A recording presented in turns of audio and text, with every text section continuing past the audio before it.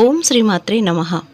శ్రీ లలితాదేవి సైన్యంలో ఉన్న రథ గజ తురగ సైన్య బలాలన్నీ కూడా వారాహిదేవి ఆధీనంలో ఉంటాయి. అందుకే ఆవిడను సైన్యాధ్యక్షురాలు దండనాథ అని అంటారు. వారాహిదేవికి 1000 వారాహాలు లాగే కిరిచక్రం అనే ప్రత్యేక రథం ఉంటుంది. కిరిచక్ర రథారూఢ దండనాథ పురస్కృత అని లలితా పారాయణంలో చదువుతూనే ఉంటాం కదండి. ఈ రథంలో వారాహిదేవితో పాటుగా ధన్వంతరి, అశ్విని దేవతలు, దేవగణమంతా కొలువై ఉంటుంది. వారాహిదేవి చేతిలో శంఖచక్రం, ఖడ్గం, ధనుర్బాణాలు, గద, గంట, చామరం ధరించి దర్శనమిస్తుంది.